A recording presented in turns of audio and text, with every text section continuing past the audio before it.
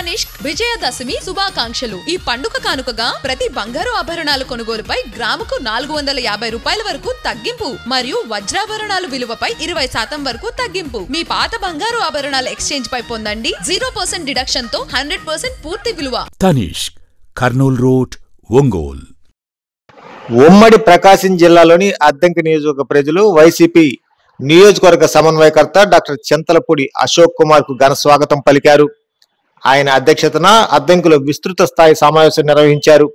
దీనికి ప్రముఖ నాయకులు మరియు అభిమానులు హాజరయ్యారు. ఈ కార్యక్రమంలో ముఖ్య అతిథులుగా బాపట్ల మాజీ ఎంపీ నందిగం సురేష్, బాపట్ల జిల్లా అధ్యక్షులు మరియు సంతనూరుపాడు నియోజకవర్గ ఇన్ఛార్జ్ మేరుగు నాగార్జున, బాపట్ల నియోజకవర్గ పరిశీలకులు ఎమ్మెల్సీ తోమాటి మాధవరావు, పల్నాడు జిల్లా పరిశీలకులు గౌతమ్ రెడ్డి, నరసరావుపేట మాజీ ఎమ్మెల్యే గోపిరెడ్డి శ్రీనివాసరెడ్డి పాల్గొన్నారు.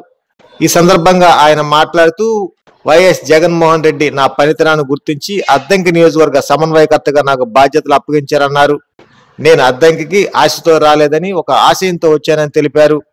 కూటమి ప్రభుత్వంలో రైతులు ఇబ్బందులు ఎదుర్కొంటున్నారని, నిరుద్యోగ భృతి అందించడం లేదని, సూపర్ 6 పథకాలను తుంగలో తొక్కారన్నారు. కూటమి ప్రభుత్వంపై విమర్శలు గుప్పించారు.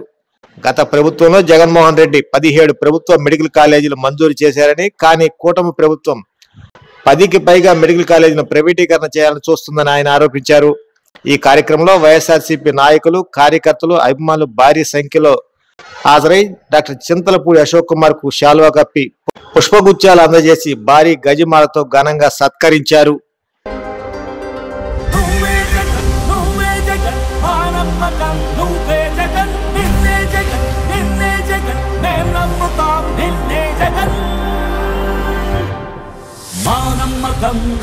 జగన్ మేం నమ్ముతాం నిన్నే జగన్, మా నమ్మకం నువ్వే జగన్, మేం నమ్ముతాం నిన్నే జగన్, నువ్వే జగన్, నువ్వే జగన్, మా నమ్మకం నువ్వే జగన్, నిన్నే జగన్, నిన్నే జగన్, మేం నమ్ముతాం నిన్నే జగన్, నిన్నే జగన్, నిన్నే జగన్, మేం నమ్ముతాం నిన్నే జగన్, నిన్నే జగన్, నిన్నే జగన్, మేం నమ్ముతాం నిన్నే జగన్. ఏ నాటికి నమ్మాటికి నమ్ముకుంది నిన్నొకడిని మాత్రమే. చుక్కలు ఎన్ని ఉన్నా మా సూర్యునిది నువ్వే, దిక్కులు ఎన్ని ఉన్నా మా దిక్కున నిలబడి తలబడి కలబడి నిలిచిన నేతవు, భ్రాతవు, దూతవు, సావి నువ్వు. మా నమ్మకం నువ్వే జగన్, మేం నమ్ముతాం నిన్నే జగన్, మా నమ్మకం నువ్వే జగన్, మేం నమ్ముతాం నిన్నే జగన్, నువ్వే జగన్, నువ్వే జగన్, మా నమ్మకం నువ్వే జగన్, నిన్నే జగన్, నిన్నే జగన్, మేం నమ్ముతాం నిన్నే జగన్.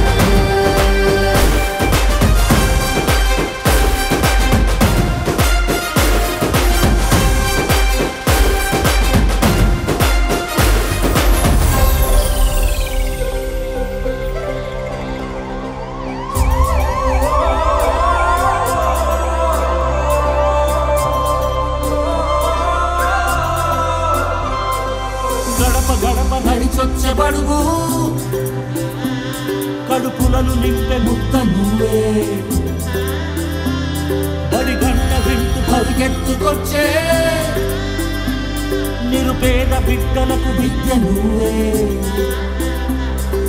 కంటి నీరు తుడిచే మా అమ్మఒడి నువ్వే, మేలు కొడుకు మా బతుకు మలుపు రేపటి గెలుపు నువ్వే జగన్, మా నమ్మకం నువ్వే జగన్, మేం నమ్ముతాం నిన్నే జగన్,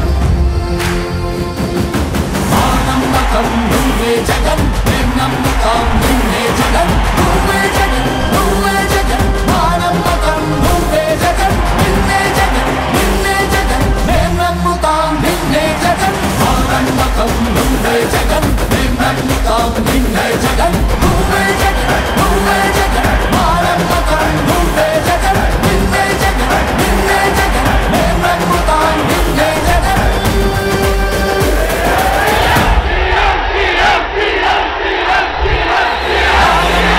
నువ్వే జగన్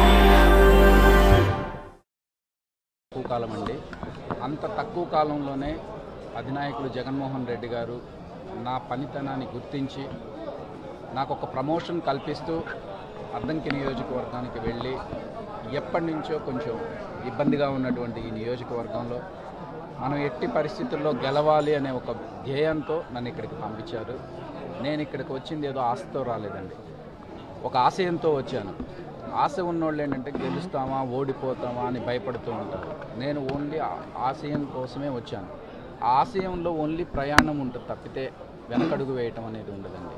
ఎదుటి వ్యక్తి డెఫినెట్గా మీరు అన్నట్లు 4 సార్లు గెలిచినటువంటి బలమైన నేత కాదు అని నేను అన్ను. కానీ ఎంతటి బలమైన సరే ప్రజలు కోరుకుంటేనే నాయకుడు అవుతారండి. ఆ ప్రజల్లో తిరుగుబాటు వచ్చిన తర్వాత ఎంత బలమైన లీడరే మీరు చూశారు. పెద్ద పెద్ద బలమైన లీడర్లే ఓడిపోయిన సందర్భాలు చాలా ఉన్నాయి.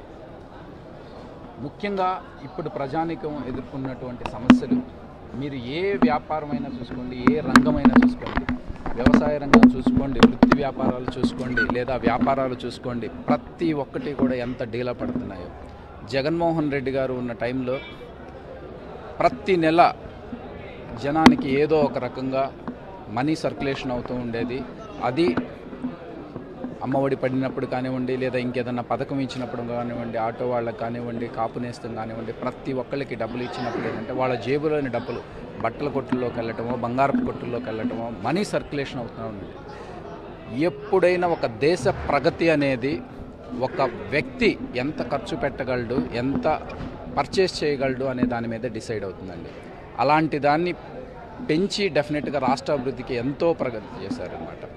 కానీ ఇప్పుడు మీరు చూసుకున్నటువంటి అంటే వ్యవసాయ రంగంలో కుదేలైపోయింది. కనీసం యూరియా కూడా ఇవ్వలేనటువంటి స్టేజ్లో ఈ ప్రభుత్వం ఉంది. ఇచ్చిన ప్రతి హామీ తుంగలో తొక్కుతున్నారు. మీరు చూసుకున్నట్టయితే ఆడబిడ్డ నిధి కానివ్వండి, నిరుద్యోగ వృత్తి కానివ్వండి, ఏది కూడా అమలు చేయలేని స్టేజ్లో ఉన్నారు. ఇప్పటి వరకు ప్రపంచ చరిత్రలోనే ఎవ్వరూ తీసుకురానటువంటి ఒక గొప్ప పథకం ఆరోగ్యశ్రీ అనే ఒక పథకాన్ని వైఎస్ రాజశేఖర రెడ్డి గారు తీసుకొచ్చారండి. అలాంటి పథకాన్ని వైఎస్ జగన్మోహన్ రెడ్డి గారు ప్రతి కుటుంబానికి 25 లక్షలు పెంచుతూ ఒక గొప్ప అవకాశం ఇచ్చారు. కానీ ఇప్పుడు ఈ ప్రభుత్వం ఏం చేయబోతుంది, ఆ ఆరోగ్యశ్రీని కూడా ప్రైవేటు ఇన్సూరెన్స్లకి ఇవ్వడానికి, అదేవిధంగా ఎంత బకాయిలు ఉన్నాయో మీ అందరికీ తెలుసండి. దాంతోపాటు గవర్నమెంట్ మెడికల్ కాలేజెస్ వస్తే కనుక మధ్యతరగతి ప్రజలకు, పేదవాళ్లకు ఎంతో ఉపయోగపడుతుందని వైఎస్ జగన్మోహన్ రెడ్డి గారు 17 గవర్నమెంట్ మెడికల్ కాలేజీలు శాంక్షన్ చేయిస్తే ఇప్పుడు వాటిని కూడా దాదాపు 10 మెడికల్ కాలేజెస్ ప్రైవేటు పరం చేయడానికి చూస్తున్నారు. వీటన్నిటికీ సమాధానం ఎవరు చెప్తారు? ముఖ్యమంత్రి చంద్రబాబు నాయుడు గారు చెప్తారా, లేదా చిన్న ముఖ్యమంత్రి నారా లోకేష్ గారు చెప్తారా, లేదా మిత్రులైనటువంటి పవన్ కళ్యాణ్ గారు చెప్తారా? ఎవరు? ప్రతి ఒక్క దాన్ని రాజకీయం కోసం, వాళ్ళ లబ్ధి కోసం ఎదుటి వాళ్ళ మీద ఏదో నిందలు మోపి అది చేశాడు, ఇది చేశాడు, ఆ కులాన్ని తిట్టాడు, ఈ కులాన్ని తిట్టాడు అని ప్రోపగండా చేశారు. కానివ్వండి, దాదాపు అధికారంలోకి వచ్చి 16 నెలల నుంచి 18 నెలలైంది. ఒక్కటన్నా ప్రూవ్ చేయగలిగారా? లేదు. కల్తీ మద్యం అన్నారు, ఇప్పుడు ఏమైంది? ప్రతి ఒక్క రిపోర్టు చిరంజీవి గారిని తిట్టారు అన్నారు. స్వయానా చిరంజీవి గారు ఆయన స్వహస్తాలతో రాసి పంపించినటువంటి ఒక లెటర్ రిలీజ్ చేసిన తర్వాత ఈరోజు జనం అనుకుంటున్నారు, అమ్మో ఆ రోజు మనం తప్పు చేశాము, మనం తప్పు అనుకున్నాము అనేది. అలా ప్రతి ఒక్కటే అండి, కర్మ ఫలం ఎవరిని వదలదు. కర్మ సిద్ధాంతం అనేది చాలా గొప్పదండి. డెఫినెట్గా ఏ నిందలైతే ఆయన మీద మోపారో ప్రతి ఒక్కటి కూడా వాళ్ళ నోటి ద్వారానే నిజాలు చెప్పించి జగన్మోహన్ రెడ్డి గారి వ్యక్తిత్వాన్ని, జగన్మోహన్ రెడ్డి గారు ఈ రాష్ట్రానికి ఏ విధంగా మంచి చేశారో మీ అందరికీ తెలిసేలాగా చేస్తారు. అమ్మిరెడ్డి గారు ఆల్రెడీ వేదికల గవర్నమెంట్ ఇన్ఛార్జ్ ఇచ్చారు. అంటే ఎలాగా మీరు ప్రజల్లోకి ఎటువంటి సమస్య, అంటే ఒక సమస్య వస్తే మీరు ఎలాగా ప్రజల్లో తీసుకున్నారు? డెఫినెట్గా నేను ఒక అద్దంకి ఒక రాజకీయ నాయకుడిలాగా రాలేదండి, ఒక కుటుంబ సభ్యుడిలాగానే వచ్చాను. ఇప్పుడు నా కుటుంబంలో ఒక 3 అన్నదమ్ములు ఉంటున్నప్పుడు ఏదైనా సమస్య వస్తే, నా అన్నకో నా తమ్ముడికో సమస్య వస్తే ఏ విధంగా నేనైతే దాన్ని తెలుసుకొని దాన్ని ఏ విధంగా తీర్చాలి అనుకుంటానో, అద్దంకి అనేది నా కుటుంబం లాంటిదండి. ఇక్కడ ఉన్నటువంటి మేజర్ సమస్యలు వైద్యము, విద్య, అదేవిధంగా తాగునీరు అనేది చాలా మేజర్ ప్రాబ్లమ్స్ ఉన్నాయండి. వీటన్నిటి మీద కాన్సన్ట్రేట్ చేసి అవకాశం వస్తే కనుక డెఫినెట్గా ఒక మంచి at least 50 bedded super speciality hospital అన్నా ఇక్కడ స్థాపించి అందరికీ అందుబాటులో నాణ్యమైన వైద్యం ఉంచాలి అన్నదే నా ధ్యేయం అండి. దాంతోపాటు ప్రతి ఒక్క పేద మధ్యతరగతి విద్యార్థులందరికీ ఉచిత విద్య, దాంతోపాటు తక్కువ వీలైనంత విద్య అందించాలి అని అనుకుంటున్నాను. ఓకే, మీకు ఆల్రెడీ ఇప్పుడు జాయిన్ పోలీసులు అడ్డంకులు పెట్టారు, అంటే ఇప్పుడు విద్యార్థి వస్తున్నారు కాబట్టి మీకు ఇంత అడ్డంకులు పెట్టి ఆపటం, మీరు రాలేని సక్సెస్ కాకుండా, అంటే మీరు ఏమైంది డెఫినెట్గా అండి. అంటే పోలీసులకు నా మీద ఏం గర్జి ఉండదు కదా. ఎవరో ఒకళ్ళు రిటర్న్గా చెప్పకపోయినా ఓరల్గా చెప్పుంటారు. అంటే పలానా వాళ్ళని ఆపాలి అని చెప్పకపోతే పోలీసులు ఆ పని చేయరండి. కూటమి ప్రభుత్వం చేసే తప్పులన్నీ ఒక ఎత్తు అయితేనండి, మార్క్ మై వర్డ్స్, 2029లో కూటమి ప్రభుత్వం ఓడిపోబోయేది ఓన్లీ ఇప్పుడున్నటువంటి పోలీస్ వ్యవస్థ చేసే పనుల వల్లే ఓడిపోబోతుంది. సో ఇప్పటికైనా సరే అధికారులు కష్టపడి చదివొచ్చారు, మీ తల్లిదండ్రులు చాలా గొప్పగా మిమ్మల్ని పెంచారు, అదే గొప్ప స్థాయిలో ఊహించుకుంటున్నారు. ఎవరో ఒకళ్ళిద్దరు, డెఫినెట్గా చాలామంది మంచివాళ్ళు ఉంటారండి, ఒకళ్ళిద్దరు ఎంగిలి మతుకుల కోసం ఆశపడేవాళ్ళు, అదేవిధంగా తమ నిజాయితీని ఎక్కడో తాకట్టు పెట్టి ఇలాంటి పనులకు ఉసిగొల్పడం అనేది చాలా సిగ్గుసేటు. KIMS hospital NH5 market yard వెనుక, ఒంగోలు. జనరల్ సర్జరీ విభాగం నందు అన్ని రకాల సర్జరీలు, లాప్రోస్కోపిక్ సర్జరీలు చేయబడును. Doctor Karthik Babu Perumalla MBBS DNB laparoscopic and general surgery. Doctor Imran Azad MBBS MS general surgery. Doctor M Ramakrishna MBBS DNB anaesthesiology.